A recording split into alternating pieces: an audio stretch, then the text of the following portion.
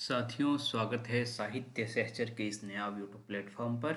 आज हम देखने जा रहे हैं 20 मार्च 2025 के इम्पोर्टेंट करंट अफेयर। ओके, तो चलिए सीधा शुरू करते हैं। पहली बात, आप ध्यान रखेंगे कि हमारे यहाँ सेबी आप लोग जानते होंगे, जो भी स्टॉक मार्केट में इन्वेस्ट करते होंगे वो सेबी को जानते होंगे। सेबी द्वारा social stock exchange SSE, social stock exchange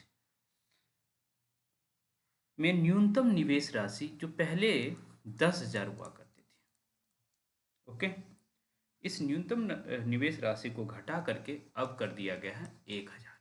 मतलब इसके पीछे कारण क्या है? तो 10,000 से 1,000 कर दिया गया, ये याद रखेंगे। और इससे आपको दिख रहा होगा कि यदि 1,000 रहेगा न्यूनतम इन्वेस्टमेंट अमाउंट, तो इससे छोटे निवेशक भी यहाँ पहुँचेंगे। इस वजह से ऐसा किया गया है।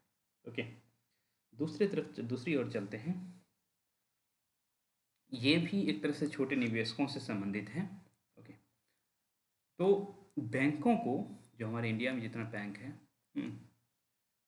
उनको छोटे यूपीआई पेमेंट्स के लिए प्रोत्साहन दिया जा रहा है। तो टोटल खर्च गवर्नमेंट कितना कर रही है इस पर? ओके, तो 1,500 करोड़ का खर्च किया जा रहा है। और इसमें क्या है कि 2,000 तक की कोई लेन देन होगी ना, तो उसमें पेमेंट मिलेगा गवर्नमेंट की तरफ से बैंकों को 0.15%।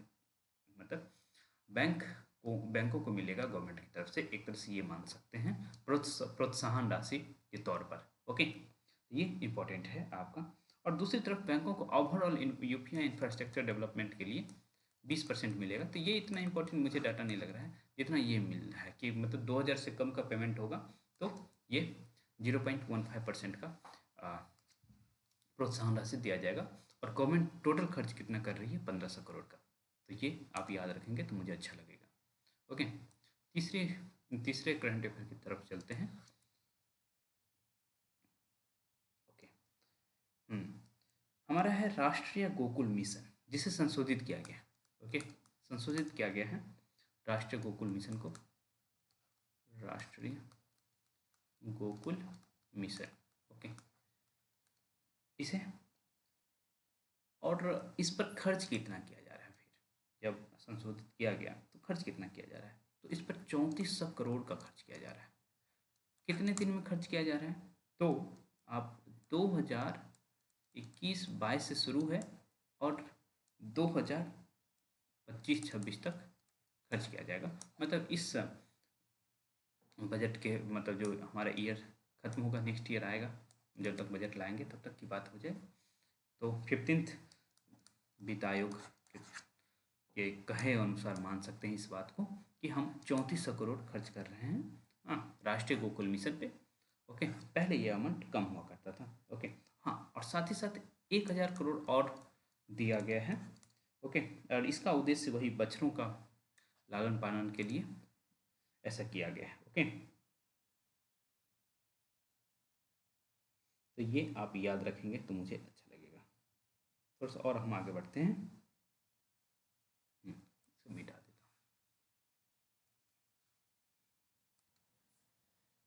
हालांकि हो सकता है कि यह खबर आपको पहले से पता हो। ओके, कि नमरूप 4, नमरूप 4 ये फर्टिलाइजर प्लांट है। ओके, तो इसका उद्घाटन या इसकी मंजूरी कहाँ दी गई है? बताइए, ये कहाँ बनेगा नमरूप 4? तो ये असम में बनेगा। ओके, हालांकि ये पहले से ऑपरेट कर रहा है बहुत सारे यूनिट, तो इसका चौथा आप समझ सकते हैं। और किस एरिया में?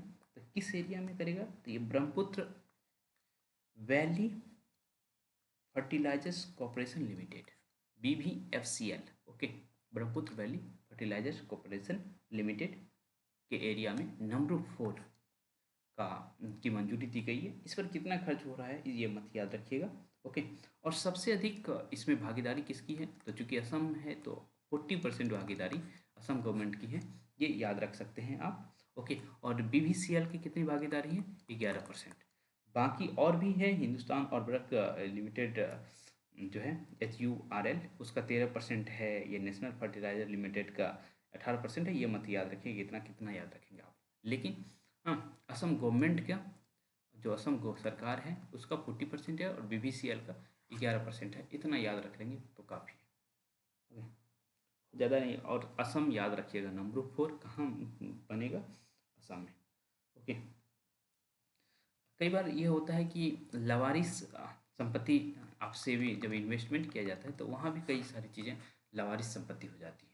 तो डिजी लॉकर से साझेदारी किया है सेबी ने कि भाई लवारिस संपत्तियों की देखरेख करने के लिए। ओके, तो ये बहुत ज़्यादा इम्पोर्टेंट नहीं है फिर भी। ओके, एक इम्पॉर्टेंट है, जसप्रीत बुमराह को आप जानते होंगे। हाँ, वो स्केचर्स ये स्पोर्ट्स में जो आप कपड़े पहनते हैं, जूते पहनते हैं, वैसी कंपनी है। ओके, तो जसप्रीत बुमराह को ब्रांड एम्बेसडर बनाया गया है। इससे पहले ईशान किशन और यास्तिका भाटिया, तो आप यस ईशान किशन का नाम याद रखेंगे कि ईशान किशन तो पहले से था ही। हाँ, अब जसप्रीत बुमराह को भी बनाया गया है। और यहाँ एक चीज़ और भी है कि ये मुंबई इंडियंस को मतलब ये किट रूप में जो भी इसकी जर्सी होगा, जूते होंगे, उसके सपोर्ट दे रहा है। तो एक तरह से आधिकारिक किट स्पॉन्सर है किसका, मुंबई इंडियंस का IPL में। तो स्केचर्स आप याद रखेंगे, जसप्रीत बुमराह और ईशान किशन, यास्तिका भाटिया तो हैं ही। तो यास्तिका भाटिया उतना इम्पोर्टेंट नहीं है आपको। ओके, एक और इम्पोर्टेंट है, वैसे 2 इम्पोर्टेंट खबर अभी भी बाकी है, तो एक और हमारे माइंड में है, तो 3 इम्पोर्टेंट खबर है। चलिए मिटा रहे हैं तो हम इसको। वैसे यह स्क्रीनशॉट आपको मैंने इस खजाना में भेज रखा है, फिर भी एक बार ज़रूरी है कि हम लोग इसको डिस्कस कर लें। और बहुत पॉजिटिव न्यूज़ है, विज्ञान धारा स्कीम, विज्ञान धारा स्कीम, विज्ञान धारा स्कीम है। इस पर हम पहले 370 करोड़ खर्च करते थे। ओके, किए थे लास्ट ईयर, लेकिन इस बार बजट में इसको 4 गुना से अधिक 4.31 टाइम्स बढ़ा दिया गया। ज्ञान धारा स्कीम का जो हम फंडिंग था, पहले इतना करते थे, ये इम्पोर्टेंट नहीं है कि कितना करते थे, लेकिन 4.31 टाइम्स बढ़ा दिया गया है, ये इम्पोर्टेंट है। और कितना कर दिया गया है, 1425 करोड़। ओके, ज्ञान धारा स्कीम के लिए हमने इतना कर दिया है, तो ये बहुत बड़ी बात है हमारे लिए। ओके, तो 25-26 में कितना खर्च कर रहे होंगे, 1425 करोड़ हम खर्च कर रहे होंगे, 4.31 टाइम्स बढ़ गया है। ओके, इस तरह की बातें हैं। और भी एक बात है जिसे आप याद रखेंगे। ओके, विजन 2020, विजन 2020 का राजदूत किसे बनाया गया है। ओके, सद्भावना राजदूत कह सकते हैं, इसका नाम स्पेशल नाम लिखा गया है, सद्भावना।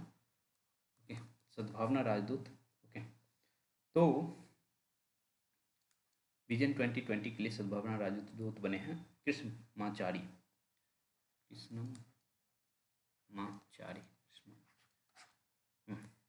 ओके, फुल नाम है। अच्छा, दिख रहा है कि ना आपको, नहीं दिख रहा होगा। ठीक है, मैं इधर कर देता हूँ पेज को।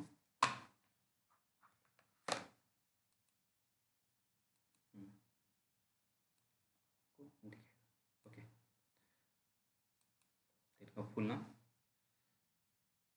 आपने देख लिया, कृष्णमाचारी श्रीकांत। ओके, सद्भावना राजदूत बने हैं।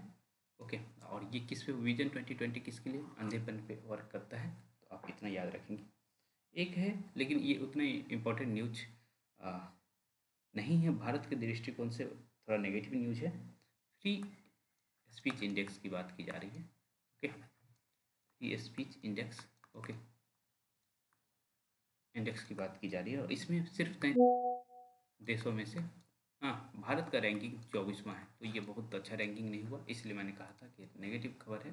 ओके, तो बहुत अच्छी बात नहीं है, लेकिन है। और ये किसने जारी किया, the future of free speech, American think tank है। ओके, तो 33 में से 24 रैंक मिला है भारत को, ये याद रखिए। ओके, तो इतना ही है, ज़्यादा हम नहीं पढ़ेंगे। ओके, बस इतना अच्छे से पढ़ लीजिए, आपका काम हो जाएगा। तो मिलते हैं क्लासेस में। आप भी हमसे जुड़ना चाहते हैं तो साहित्य सहचर प्रीमियम, यदि हिंदी साहित्य के छात्र हैं तो।